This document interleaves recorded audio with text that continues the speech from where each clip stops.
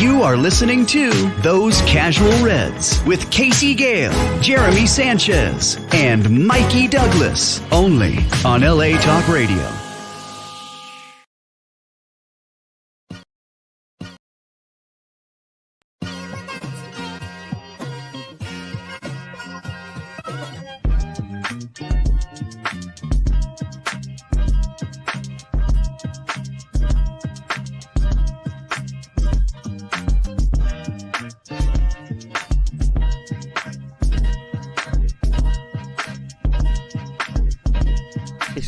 So you know the deal. It's time for Those Casual Reds with Casey Gayle on LA Talk Radio.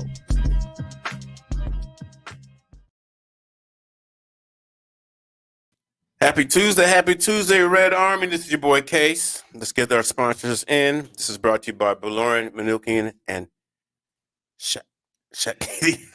Oh my God, Shagadian. Oh God, I destroyed his last name. BMS as they call Baloran Manukian. BMS, finest law firm in Southern California with an 97% success rate. They do a personal injury, wrongful firing, wrongful death. That's their specialties. They do some business stuff. Just don't kill, man.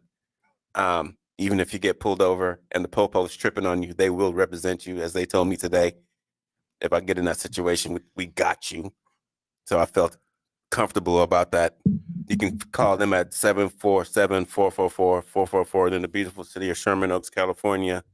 Ask for Ashat, Vahe, Hike, Ani, David, and Shushan, with a full staff of paralegals ready there to help you. Call them for your free estimate or your free, what's the word? I always go to you. Estimate. That's quote. You know, you look like a dance hall don every time I look at you. 747-444-4444. Everybody, bring everybody in. The fellas. This is a beautiful staff. This is a beautiful collection of stateside Reds. I got Mikey in Atlanta. We got, oh God, turn your phone off, Case. Gal. Bandito here in Los Angeles. Patch representing Los Angeles. Jeremy in studio looking like Jeremy? Looking like cheese. Looking like cheese. Apparently Jeremy's looking like cheese. That cheese. And I'm happy to be here with you guys. It's a calmer week. I think we can all talk a little bit easier right now. You have a week off, you know? We have a week off. I think my last Scouser got at me today. I had a coworker who hadn't seen me. He got at me and he said, I don't need to say nothing. I said, please don't. There's a lot still going on in the world of Manchester United. There's little ramblings about Eric Ten Hag and Ineos if they're not seeing eye to eye. We got some new recruitments on the horizon. What else was on that list? Jerem, tell me what else is on that list. I'm sorry. Tactics, midfield madness, player rotation, and what is a populous stadium? What is a populous stadium? Populous will be building our stadium. I know that answer. Towards the end of the day. Mikey, I wasn't asking you this. Did Populous build that stadium in Atlanta? I think they built that Mercedes. The Mercedes. That real nice one they got. I'm not sure. I got a list of stuff they built though. Okay, and I'm gonna need you to read that list because there's one in India because I cannot say, and I'm glad that you have a list. So let's get into it. Well, first of all, let's do a round table. Mikey, how are you feeling today? Can you say the name of our sponsor again? Don't do this. BMS. Baloran Manukian. Tyreek Hill, hit up BMS, man. They got you. They gonna get you right. 97% success rate. You go ahead and hit them up, brother. I'm backing you. His agent got him, though. His agent made a very important call. It's all speculation. And I know if I say who it is, Mikey can say speculation. But his agent, go ahead. BMS, we need you. We need you right now. Come on down. He shouldn't have been calling Drew, huh? He should be calling Baloran and Manukian. Drew called the police chief to come settle it out. He said, bro, we got a game at 3:30. What you doing? But anyway, let's get into this. But I'm good. Thank you for asking. Bandito. How you doing, Yeah, brother? I'm lovely. The word you're looking for is consultation. So, Hey, Quote look at the estimate. vocabulary, please. That's the bit. Let's do it. Come on. Our sponsors are taking care of us. Let's take care of them. Thank you. Yeah. And this is why I There you need go. you, gentlemen, because I suffered from several brain traumas, and I've destroyed CTE. several brain cells, and I also think my shit don't stink. Patch, Yo, Mr. World Famous, Anita Parr, give him a script and watch him work. How you doing, my brother? I'm good, fellas. I'm good. I just did some thespian stuff, as Mikey likes to say. I just put a little audition on tape, so I'm fresh off that. So feeling good. I saw something you did recently. It was on X videos. Oh yeah. Oh, wow. No, Listen, that's Fisher. I was new to LA. Amazing performance. Amazing performance. I was new to That's LA. my I had bills. You know what I mean? Oh man. My studio. Shit. I'm glad the heat wave's over. I don't know about your Is side it of town. over? I don't know about your side of town, but on my side of town, it was 75 today. Shit was back to normal.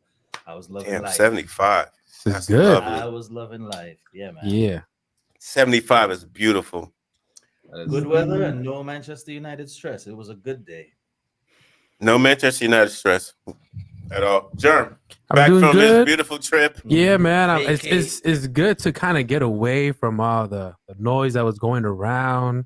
It's a good It was time. I picked a good time. I'm like, boy, am I glad to be away from the noise. Currently, I'm still sitting here watching Mexico and Canada still 0-0. Ooh. I love to suffer, not just with United, but with my next Mexico national team as well. So, Glutton for punishment. yep, exactly. I have put myself in a corner with some of my boys because I've been saying, Hey, Canada. yo. oh CONCACAF God, team. Canada's the pause? best CONCACAF team. I said Canada is the best CONCACAF team. Do you disagree? I don't disagree. I'm just concerned about you in the corner with your boys. Yeah, That's Hey, all yo. it was. that's a pause. Hey, for Put this. myself in a corner with some of my boys. Yeah. You can't make this up. Hey, don't let Sinatra hear you say that. Don't let Fisher hear me say that. Yeah, so I put myself in a corner. Sinatra is. Let me not even finish that sentence. And I've said that I thought Canada is currently the best CONCACAF team. Some people disagree, and if Mexico beats them, I think someone's going to get at me later. That's like being the tallest midget. Oh my god. Listen, if that is your title, that's your title, and hold on to it. So let's talk about Eric Ten Hag and Ineos. There's a lot going on. Well, not a lot going on. A lot of speculation. A lot of speculation. Rumors came out that Ineos wants to see a playing style. They just want to see us play better. They want to see Eric Ten Hag. They don't really. This is according to the Manchester Muppeteers. They just want to see a good football, a style that relates to long-term success. They don't care who plays. Mm-hmm. They just want to make sure there's progress, and he gets it right. There's rumors coming out that Eric Ten Hag was offered a new contract, and he turned it down because the terms are not what he wants to be. Because as we know, all they did was extend his contract. He didn't sign a new contract. So do you guys feel, and I know this is a lot of speculation, do you think there could possibly, I'm going to speak to Bandito first, do you think it's possibly they're not seeing eye to eye on something, or is it just a wait and see type thing that's going on with the club and Eric Ten Hag? I think this is all rubbish. I think obviously he's under pressure. We know that. There's a run of games, probably to the next international break. But there's a good run of games in the next 3 weeks. So yeah, progress for me is in the league, going up the table and moving up, not necessarily the cups.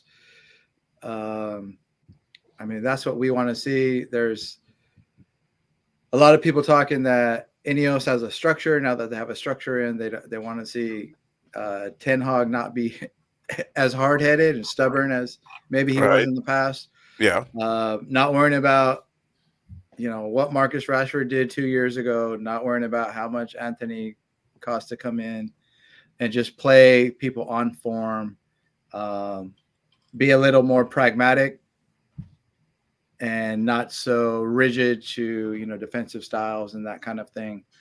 So I mean, I can see that. I can see that that's their job. It's to have that input, and hopefully Eric Ten Hag and his coaching staff take that advice.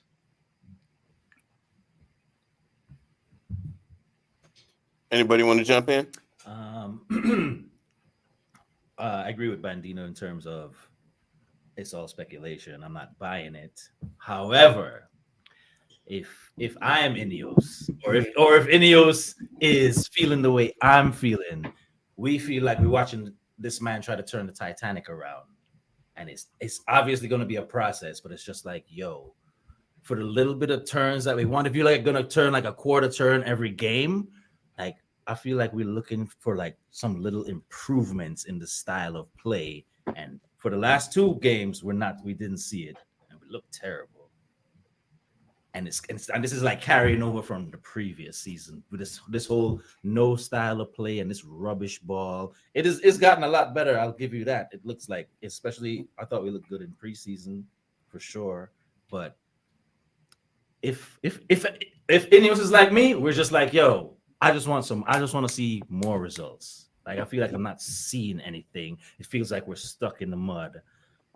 Your players don't seem to understand what you want from them. I'm not sure, but 11 people are out there, they don't look cohesive at all. Like we just watched these men, or at least I don't know who watched international games, but like I was like, these guys don't train together all the time. They don't play together all the time. So why is international break such a vibe? Why does it seem so seamless to just like slot back into your national team? And why doesn't that translate when you come to play for Manchester United? It's hard to judge on the international break because international break is not as intense. The coaching is not as intense because you don't have time. And I get it because a lot of people have come out and said, oh, everybody looks sharp when they leave us and they come together with us. I mean, it's better coaching in the Prem than you're going to find in the international break. So I guess that's, to your argument, that's what it could be. I mean, I did struggle with that too. Like, why they don't look so sharp? Mikey, this next stretch of games and are playing. Well, first of all, Mikey, do you see a playing style? Yeah, I see. I see what Ten Hag's trying to do. I wouldn't necessarily. I see a playing attempt. I see what they're trying to attempt to do. We want to play out the back.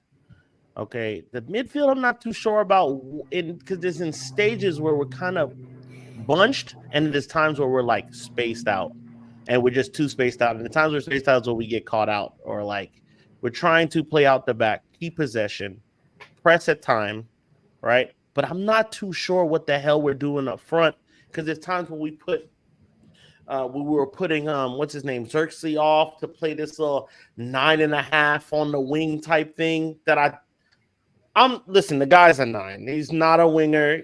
He doesn't need to play on the wing. I'm not a fan of that. But there's times where we got 2 guys up top playing the false 9, or then we're doing the 3-1-6 thing. So I know we want to have possession. We want to pull teams onto us. We want to play out the back. And also there's times where he's telling Onana to launch forward, to hit man, to get to the target man, because there's times where you can get in behind teams that are playing a high line, and Onana's perfect for that. But it's like if we don't nail down that number 9 position to catch guys sleeping on that top, it's like it doesn't really make sense to do. But and Onana's distribution has not really been helping how they've been playing. So there's times where I see what he's trying to do, and there's times I'm like, what are we doing here in this? Because there's teams every team's going to play is different. I like what you said, Casey, a couple weeks ago, and it's kind of piggybacks onto what Mike is talking about. We get a style of play, how we want to build, how we want to defend, but there's 11 professional footballers wearing a different color shirt whose job is to put us off of that. Yeah. And it seems like they put us off of that too easily. Patch, Ineos, allegedly seems to be frustrated or concerned with their playing style. Do you see their frustration? I mean, I know I sit next to you in the pub a lot, and I hear you speak. There is definitely frustration. I mean, I know you're a knowledgeable football watcher, or you play the game. Is it fair to say that Ineos has some concerns and could have some concerns moving forward? Yeah, 100%. I think we all have concerns, but I also think that this is the first season in a long time where we have proper footballing heads running the show. We have a proper structure. We have men that know what they're doing up top. And some people don't like to hear this phrase. It's going to take time for all of that shit to meld and adjust and work in with each other, and players included. So the frustration is valid 100%, but also it's growing pains because we're now working with a brand new system. And Ineos did some great business in the summer. And from what I hear, they're already planning for business next summer. So they're doing all the right things. But again, we brought in a handful of new players this summer that now need to gel into the current squad. And it's going to take time for everyone to adjust. So again, frustrations, concerns, all valid. But I also would pose the question, and maybe this question is null and void now, and maybe it's just been beaten to death. But, again, going back to when we hired Ferguson, it took him 4 years before he won anything. People were calling for his head. So should the new standard be give him 4 years and see what he does? And if if the same concerns, the same frustrations, the same shit like we saw against Liverpool is happening far too often, then is it time to say, okay, Eric, you've had your shot. Appreciate you, but the run is over. I mean, again, I'm a patient guy, right? But Sir Jim he ain't got much time left. Forgive me, sir. Well, yeah. I mean, again, we all want to see the club get back to winning ways. And like Bandito said, that's not just cup runs. That's progressing in the league. And last year we finished 8th in the league. This year, if we finish top 4, that's a positive progression. Is that where United should be? Of course not. We should be competing for the league. But is that realistic? I don't know. Especially when City, Liverpool, even fucking Arsenal and Villa are still pretty far ahead of us. But again, they had good structure, and now we finally have good structure. Now we can really start to go for a run. So, Jerm, jump in there. Same. I mean, we just gotta realize this is a marathon, not a sprint, right? Yeah. But at the same time, we live in such a microwave mentality that we want things to get done right off the bat. Instant gratification doesn't happen like that. And things that we want to last kind of have to marinate and take some time for it to kind of grow.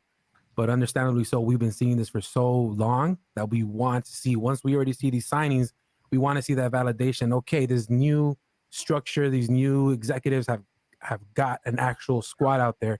Why aren't results being set out, right? I think we just need a few more games. I'm with everyone. I'm assuming I'm with everyone, right? Giving Eric Ten Hag some time still to kind of get these boys in line. Ugarte's going to come in there, be in the midfield, do what he has to do, right? And then get Xerxes up there. Rasmus is still injured, right? So just getting everyone just healthy and 100%. And once we see all that gel together, I mean, I think you guys said it last week, right? Around maybe like Christmas time or November. If we are still not seeing any progression, then that's when I would start kind of just not saying out, but like, okay, scratching my head a little bit and starting to wonder what's the next move for the Ineos. Yeah, Go ahead. Sorry, Kate. The leeway, this is not the right word, but consideration has a cutoff point, like you said. you know, if yes, you get time, players integrated into the squad, new structure, all that kind of stuff. But come November, December, January or something, we're still seeing performances like we did against Brighton and Liverpool. Then it's like, what the fuck? So there's a point, there's a cutoff point. You know? Something Mikey said yesterday on his show, which stuck in my head. Is that a pause? No. Just if we lose man. to Southampton, shit will hit the fan. And I know you everybody here basically said we'll see in December. We'll see what goes on in November. I'm telling y'all right now. If I may add something to that, Add just so you know, Eric Ten Hag's record against newly promoted teams on the road. What are you about to say? No, he's got a good record. Okay. All right. If we beat Southampton, that'll be 7 wins against newly promoted team since he's taken over. So I'm just saying he actually has a record, a little mini record to preserve right here. Like, don't shit the bed. That might be the shittest record I've ever. So you're calling a win already. You're calling a win this I'm Saturday. just saying that is a shitty record. But I'm it's a looking record. at all you gentlemen right here. I'm calling a win. I said 1-0 on Mikey's show when he asked. Clip it. So 1-0. everybody was saying December. I feel like these next stretch of games are important. They are.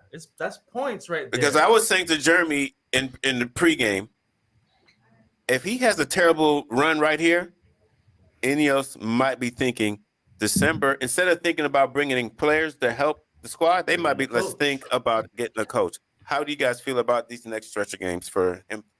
Go ahead, Mikey. Listen, we don't have a we're Manchester United, and we don't have a divine right to win any of these games. These guys have to show it. They have to turn it around for the coach. I know that they feel the pressure as much as Ten Hag's feeling it. Now, Ten Hag is a guy that's he's going to pretend like it's nothing, it's whatever. But it's pressure filled. That might be this game right here, unfortunately, might be the most important game. These next few running games. Every game's a playoff game now. Mm-hmm. Every game's a playoff game, because if he loses, or it's not even losing, you can't drop points. You can't have 2 L's and then draw against Tottenham. You have to go in and beat Tottenham. You have to go in and beat Southampton. You have to go in and you have to beat Barnsley. You have to beat these guys. So like, there's little error for mistake, because I'm telling you now, and for whatever reason, the internet makes a difference, right? It makes a difference. And I hate that. I hate it, but it makes a difference. We've seen it now. We've seen it. But we don't look good. It's even about looking good. We can't scrap a win at Southampton. It has to be a clear and concise victory, right? It has to be. Even like, it can't be, 88th minute, we nick a goal, because it also confirms still no style of play, still no way to score goals, and are we going to get 56 or 58 goals? Where are they coming from? It's going to confirm all those things. So, yeah, these next few runner games, I would love to win, but I can really say that I'm not sure, bro. I don't know. I'm in my heart, win every game, 3-0, let's go. But trying to be logical and not be as delusional, I don't know, bro. Bandito, do you think Premier League games, I don't say should we just focus on Premier League and don't worry about the rest, but say if he struggles and does well in the Premier League matches, would that be good enough for us? Should that be good enough for us? He's struggling in all other competitions. No. Say he wins all his Premier League matches, and we falter in Europa. We need to rotate players. So we've got we got an early cup game. We've got 2 Europa League group games. So we've talked about these next 4 Premier League matches. We haven't named them. So it's Southampton this week. Haven't won a game. They're kind of like Burnley. They played really well in Championship. They played progressive. They like to possess the ball. They just don't have that last bit of quality. So you're not gonna just steamroll this team. You've got to make your chances count. But it should be a game we would expect. This is a game that we can go ahead and win. Then we've got Palace, who embarrassed us at Selhurst Park. They're a mid-table team, but they've got some good players. We're probably going to talk about Eze in a bit. They've got some good players. They're not going to make it easy. That's another tricky fixture. Then we have Spurs at home. We're not really sure how good Spurs are or how bad they are this year. They're Spursy. But you would think at home, lads, it's Spurs. You know, a team that's maybe gets 2 wins back to back, has their tail up, and they can do the business against Spurs. The one for me, Villa away. If we go there and get a point, you're kind of okay with that. They are a good side. But yeah, if we can get 10 points out of those 4, I think that's a decent run. Agreed. And you know, going back to what you said, Bandito, Palace always give us problems every single time, and Southampton are going to make it incredibly difficult to break them down, and they're probably going to try to hit us on the counter. And that's not how they play. That's not how they play at all. They're not like you would think this newly promoted. They're going to low block and let you have they're not. Think of how like Burnley came up and how they wanted to play when they came up. They even in the losses, they've had like 60-70% possession. They want to keep the ball to keep you from scoring. And it's a matter of, are United going to disrupt what they want to do? And are they going to take their moments and punish them? Because where are the goals going to come for us, right? Go ahead, Mikey. I'll say, just to maybe contest that, is that they get a goal up, they're gonna park the bus. Yeah. Because now they're playing with house money. So they get a goal up, they're not gonna go toe to toe with us for another, especially if it's early. They're not gonna score a goal in the first 30 minutes and then be like, all right, the rest we're just gonna. They're not gonna come at us. They're gonna try to put men behind the ball and then try to hit us on the break when they can. Because they'll be happy to get a result. Either way it goes, a point for them is gold against us. That's the problem. We haven't been able to break down these teams that will do things like this. So they're okay with playing that kind of ball and not going after us. Boys, just to get the early goal. Where do our goals come from? Who gets our goals? That's such a big question. Rasmus. Well, Rasmus will be back. Let's talk about who's coming back. We're gonna have a full squad coming back from international break. You don't believe so? How full? What kind of full? Rasmus should be back. He's not gonna play a full 90. But isn't that okay? You got Xerxes in there. I don't know if Rasmus will be back yet. He might be. And if he is, he's not playing a full 90. Shaw is still questionable. Shaw's not. I don't even think I have him. I said Shaw's name. It looked like Mikey had a straight headache. I thought I didn't see Rasmus get called for international duty. Maybe he stayed back. I know he was training by himself a week or 2 ago. But if he plays, he's going to come on in the 75th minute or something. I would imagine that Xerxes will start and come off at the 70 or 80th minute. And he got a goal for the Netherlands, but it was against Bosnia, but it's still a goal. So his confidence will be up, and he needs that after flubbing 2 sitters at Liverpool. So I would bank on maybe Garnacho and Bruno. Garnacho's playing brilliant right now, by the way. Maybe I would say Garnacho, Bruno, Xerxes from one of them 3, because we know Rashford hasn't really done fuck all. Ahmad. He's training though. He's training for MMA. He hasn't done it much. Have you seen the videos? Yeah, that's the topic later on. So basically, my point was trying to say that we should have a good squad coming back. We should. Ugarte excited about has that. to play. He played 79 minutes the other night. I was just reading. Well, yeah, he played really very well against Venezuela. He did his thing in the midfield. He also progressed passes like about 85%, right? And out of the 6 like progressive passes, 3 of them he connected. So he's looking good. He's looking good. Before we get into recruits, let's talk about our midfield. It's a madness. It is a madness. I don't even want to quote Samuel Lockhurst because he's an idiot. But apparently, he has his locker room sources. There's something funky going on with Casemiro. I don't understand what's going on with Casemiro. There's like a divide between his people and Eric Ten Hag, and it's unsettling our midfield. He's saying that Eric Ten Hag is putting him in situations that's not bringing out his attributes.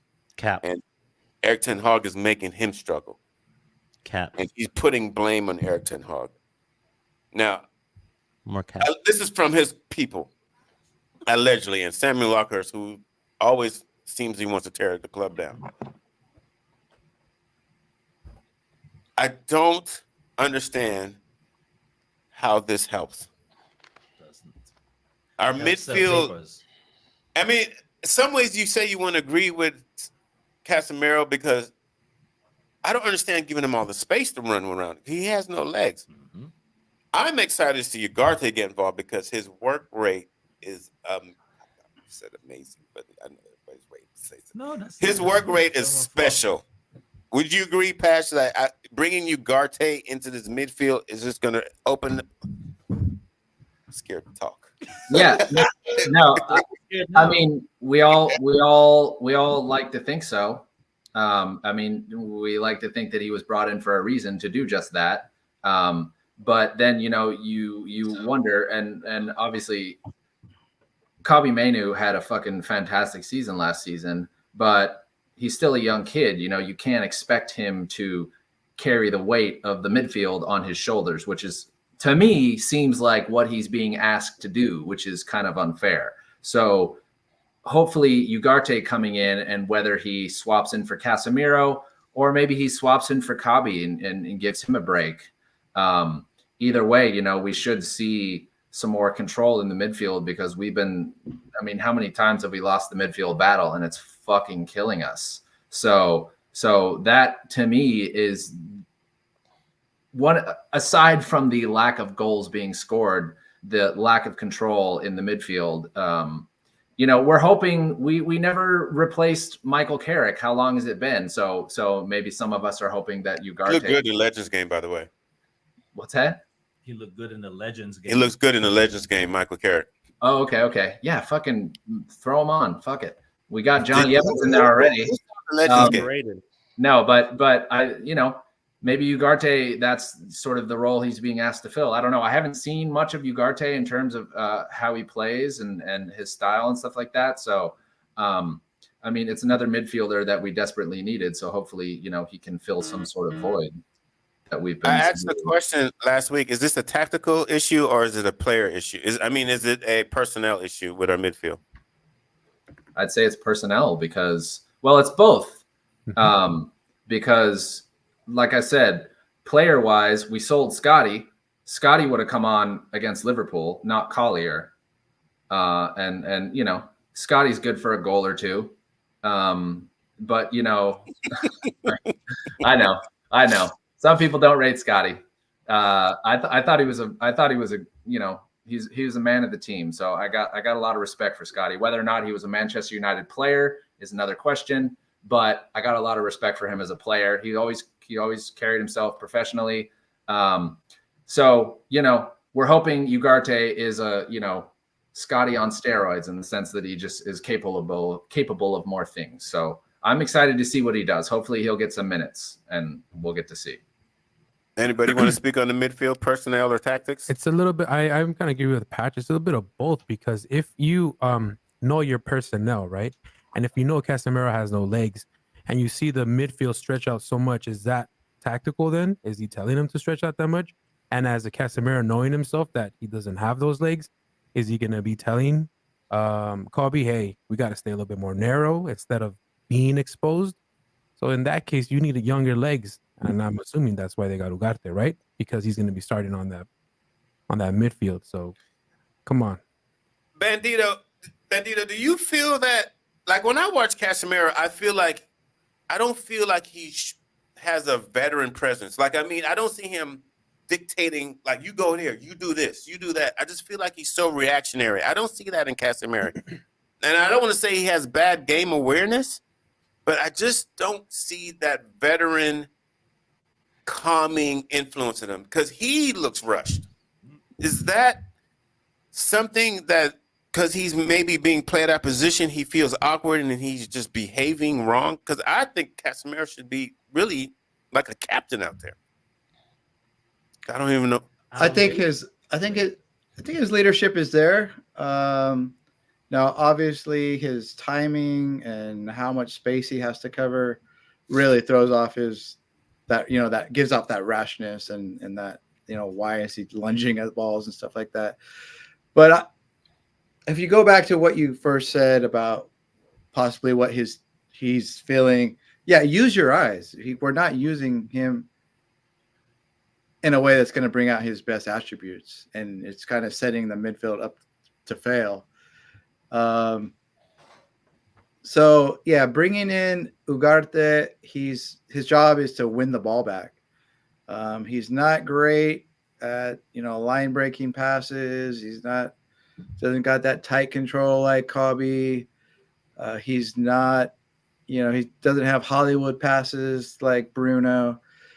He's going to win the ball back. He's going to carry the ball. He's going to get the ball to someone who can play football. He does have a nice ping out, to the wingers.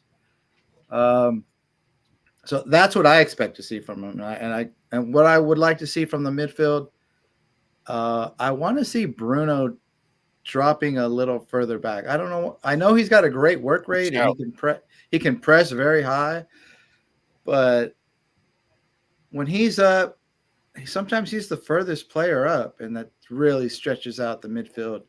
And that's a knock-on effect. It just really isolates Kobe, really isolates our six. So maybe that's a little tactical thing. And then the personnel thing with Ugarte. All right. And we didn't talk about Mount either. He's hurt still. Yeah, Well, we talk about players that are available, and at the moment he's not. So yeah. All right. When is he supposed to be back? Let's move on because we're on time. All right, let's get into recruiting. Ineos seems to be keeping it going. Seems like they're recruiting. Go ahead. So a report came out on MEN, Manchester Evening News, about targets for next summer, and they're naming names.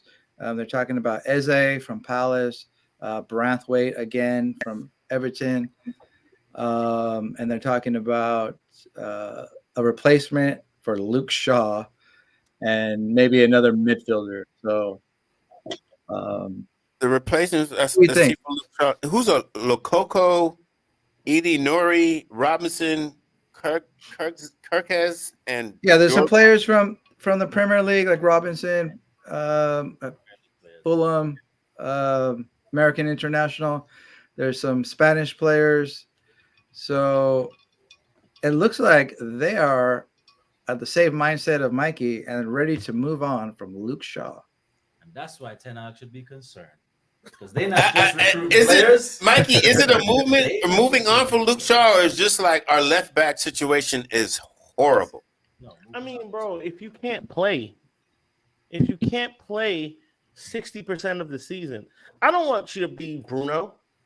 Bruno is an anomaly. He's an outlier. Yeah, he is. He really is. Okay, you don't have many players in their career to miss 5 games in 15 years or whatever the hell it was. Like, you don't have that, right? So I'm not asking you to be Bruno.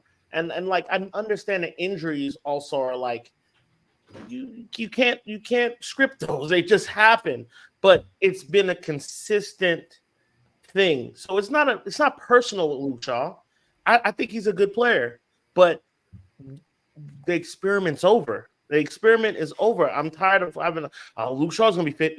Like, look what he did for England. The guy shouldn't have went to England. He should have been spending his time resting, rehabbing, and getting back right to start for us. But he's so hungry to go play for them. To play 2 games? Play a whole game in total? Like, come on, man. Come on. I don't get it, but I understand that people.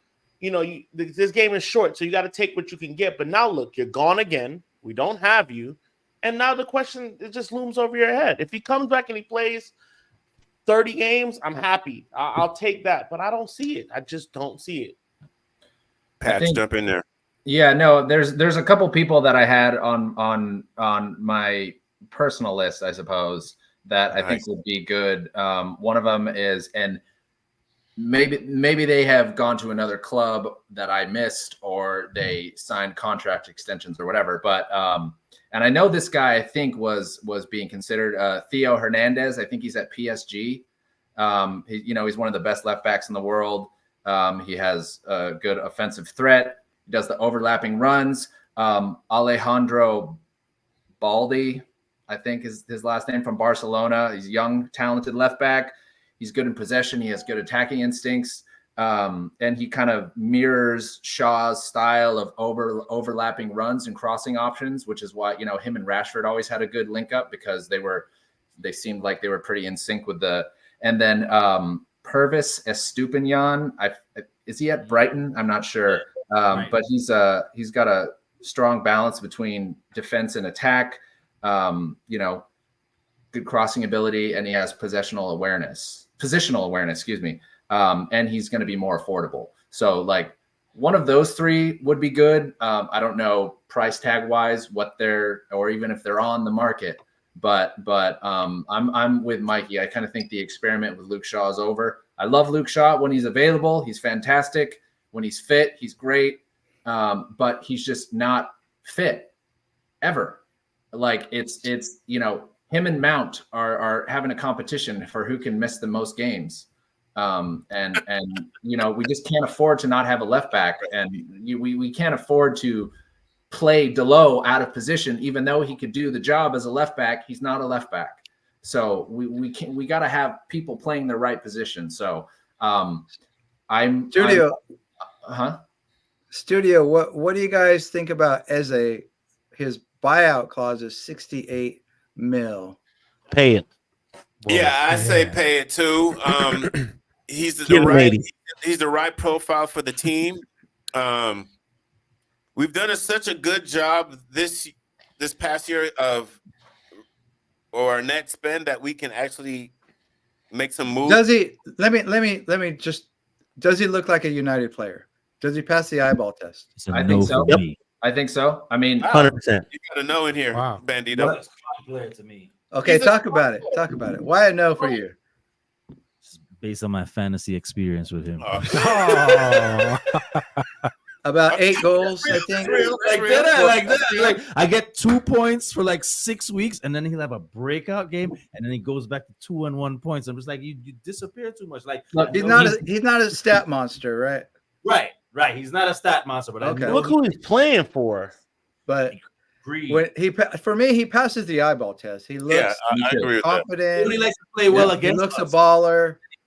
He's comfortable taking players one-on-one and breaking down deep defenses, which has been a big problem for us, is breaking down deep defenses. And he's doing what Rashford seems to refuse to do, which is taking players on one-on-one. So for me, it's a yes. Technically, he's not to your liking. Not consistent enough. Look, yesterday I was saying on my show, I was like, United's going to have to break the bank with someone. Yeah. I know that's not what Ineos is going to want to do, but I feel like every other top team has that one signing if they haven't amortized their team to death.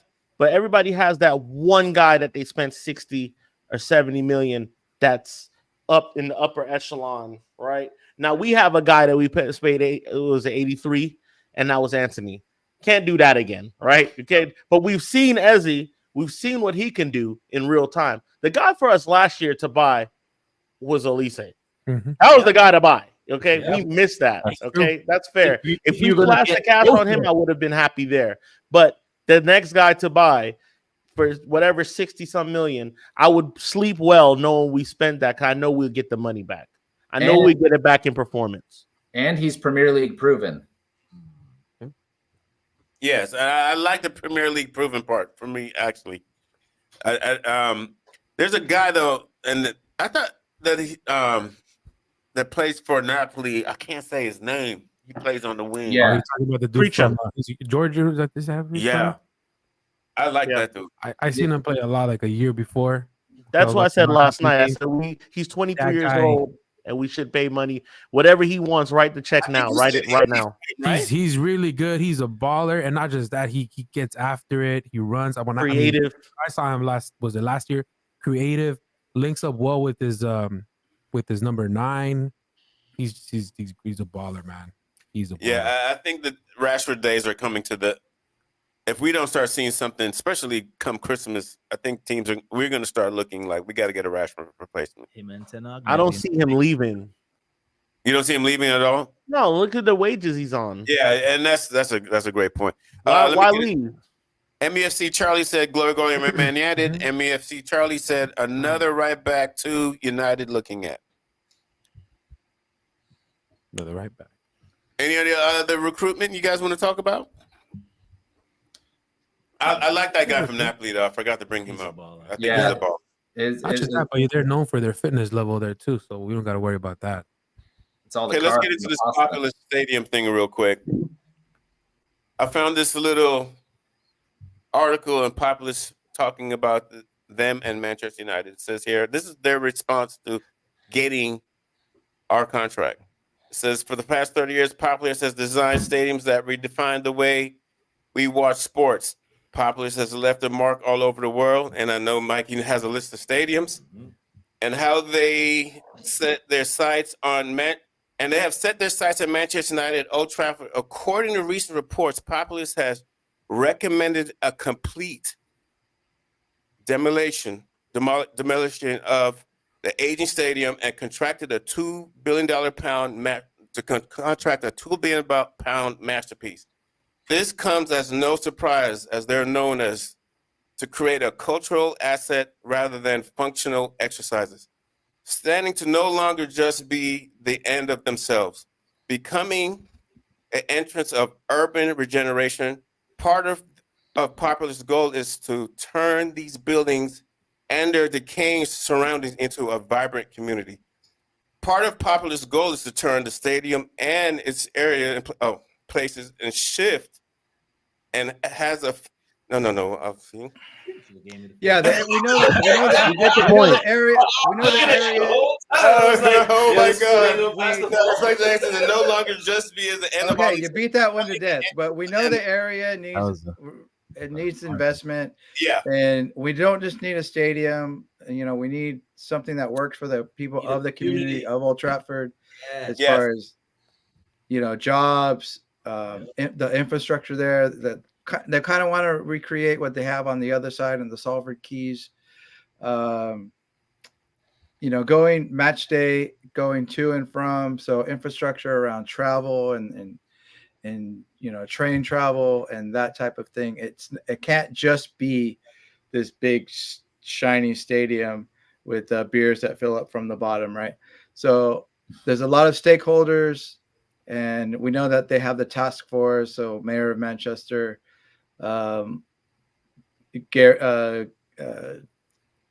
Neville's on there. Ineos has their representation. So we know there's a lot of stakeholders, and they all need to see something like this. So I think what the plan is going to be, they're going to play at Old Trafford whilst they're building the new ground, because then, where do you go? You go to Altrincham City or something like that. So I'm telling people, I've been telling them, like, if you got the dream and you have the means to go to Old Trafford, you're gonna have to do it in the next 5 years, because if you want to see it in its current form. Now, I think it's going to be scaled down 20, 35,000. The 21s, the women's team, keep the history, keep the Munich Tunnel, keep the trilogy, those types of things. And then you get your new shiny stadium that's going to bring revenue to the club. And we want to be like, if we're going to say that we're the biggest club in the world, then we're going to have a stadium to match that, like Real Madrid or Barcelona. Facts. I like it. I mean, at first I know it's rough because there's a lot of history, but players retire, coaches retire. It's time to retire a stadium, and that's how I feel about it. I mean, and that's Yeah, I know for the match going fan, I mean, they've got, you've gone there generations, and I get that. And those memories don't go away if the stadium goes away. So I wanted to say real quick, because I talked to an Arsenal fan, a match going Arsenal fan, and a match going West Ham fan. They didn't write new stadiums. So Arsenal, they haven't really created what they had at Highbury, right? And a lot of people say, like, when they moved to Emirates, all the finance went to paying for the Emirates instead of getting in top quality players. Now, a West Ham fan, he said they moved to this London stadium and they've won their first European trophy, right? So it's kind of about winning and getting in a stadium and winning and building that, and that's what's going to create those new memories, right? Pat, jump in there real quick. Yeah, no, I was gonna kind of tack on to what Bandito said is I know a lot of people's concerns with the potential demolition of Old Trafford, thinking, oh, the memories are going to go away. It's like, no, it's not. First of all, they change out the pitch at Old Trafford, so it's not the same pitch that George Best or Bobby Charlton or Dennis Law played on. You can take the Jimmy Murphy statue, the Sir Alex, the Trinity, and put that at the new so there will still be, you can keep the Munich tunnel, put that in the new stadium. You can transplant a lot of the super revered monuments, artifacts, whatever you want to call them, into the new stadium. So it's you can still keep your history even if you move it to a new stadium, but like I said, it can't just be about the new shiny stadium. It's got to be about also the surrounding community and stuff like that. So, and maybe I missed it. I haven't seen any sort of proposal. Maybe it's too early for them to have put something, concrete together. But, I think we'd all be maybe interested to see what they're proposing. But I don't know. I'm not a consistent match going fan, so I know it's it's going to be different for the people that go every week and stuff. Nice. With On that note, I gotta end it. Right? I just got a message from the boss. That's our time for today. That's our time for today. Does it look like a win for everyone? It has to be. No, it's going to be a win. Right? 3-0. 2-0. 4:30 a.m. O'Brien's Irish Pub, 23rd and Wilshire. I want to thank United Mikey, supporters. Bandito, Patch, Germ, Cheese. This has been another one of those casual Check Reds out show. Mikey too on Thursdays. Yeah, Back from please. vacay with too much United of a Fan tan, Zone is bro. amazing. Check it out. One love. We're in the alley. You are listening to Those Casual Reds with Casey Gayle, Jeremy Sanchez, and Mikey Douglas, only on LA Talk Radio.